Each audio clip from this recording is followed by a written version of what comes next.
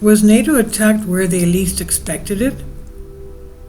While aggressors were liberating Gologlevka and paratroopers were raising Russian flags in the Sunsta border crossing, the European Parliament Brussels was looking in amazement at the wreckage of NATO, the North Atlantic Treaty Organization. How did this organization function for 75 years, but now it does not want to, no matter how hard they try to restore it? In the entire history of its existence, the alliance has never faced such a crisis, reports the authoritative magazine Foreign Affairs. No one will be surprised if the Trump administration decided to withdraw from NATO.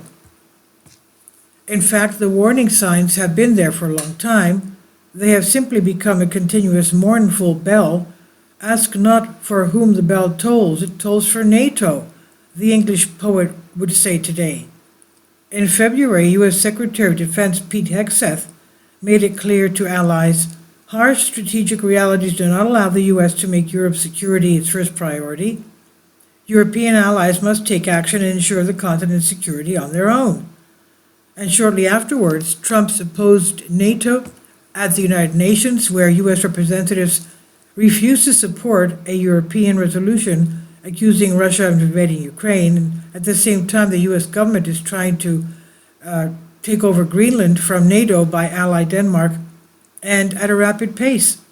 In March, there was an open rift between the main allies that formed the axis of power of the alliance, Germany and the US. Friedrich Merz, the future Chancellor of Germany, stated that with Trump's stance, quote, "we will soon not be able to talk about NATO in its current form," end quote. I remember that from what I read, if I remember correctly, the United States supports 1/3 of the cost of NATO. So if the United States is out, that's the end for NATO. Now the fire was added fuel to by recently revealing conversations of Trump's associates on the Signal application, the Signal app, and there no one held back in their expressions. The Secretary of Defense, the Vice President of the country, and other high-ranking officials expressed their contempt for sad Europe and their annoyance at being constantly forced to finance its exploitation. Just a year ago, Western propaganda was praising NATO's admirable, unprecedented, unbreakable unity and mocking the naive, even Russians who, with their special military operation, were supposed to strengthen the alliance. And now, here is the complete refutation. The same experts who spoke of unity are now changing their narrative and looking for solutions for NATO's survival without the U.S. It's like trying to make meat soup without the meat. And what caused this situation in the alliance? The Americans believe that their European partners deceived them, dragging them into NATO under the guise of protection from the Soviet Union.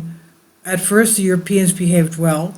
They had large armies, they were building weapons at a frenetic pace, and this allowed the U.S. to wage wars in Korea and Vietnam without worrying about European security. But soon Europe deceived the naive Americans. European armies shrank, stopped producing weapons, and began to buy exclusively from the U.S. So the Allies climbed onto Uncle Sam's shoulders,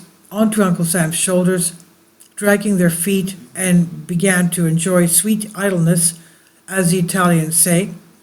And now, when the U.S. should focus on the confrontation with China, Europe is just a burden that absorbs money. Excuse me, European protests. It was you, the Americans, who did not let us develop our own production, forced us to buy your weapons and close our factories. It's not our fault. You came along. In any case, that's what the Europeans stress. In any case, if the U.S. were to withdraw from NATO, the European Union would be left militarily almost naked, as in Serov's famous painting, The Abduction of Europe. Foreign Affairs analyzes at length what NATO lacks to defend itself without the U.S. It lacks satellite reconnaissance systems, naval and air forces, equipment, drones, artificial intelligence. They lack military personnel of all ranks, infrastructure, shelters, ammunitions, and brains, and the list goes on and is endless. Theoretically, all this can be bought, except brains, of course, but it would require enormous sums of money. Without the United States, European countries would have to spend many times more than they currently give to NATO just to maintain the same level of defense. As soon as she caught the whiff of money, who said bribes, Ursula von der Leyen was thrilled, but her plan for military Eurobonds worth hundreds of billions of euros has sent shockwaves through countries already drowning in debt. France, Italy, Spain, Portugal and Greece don't want to double their financial commitment for a non-existent Russian threat. And in fact, the potential dissolution of NATO is solely the responsibility of the Europeans.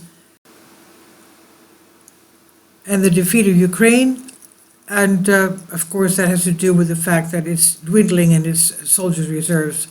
Please leave your comments, and thank you for your support. Please support my Patreon account. The daily posts are 5 videos daily, and they are totally different from what I have on my YouTube channel. Thank you so much for your support, and that you find all my content so interesting. You'll find the Patreon account details in the description box below.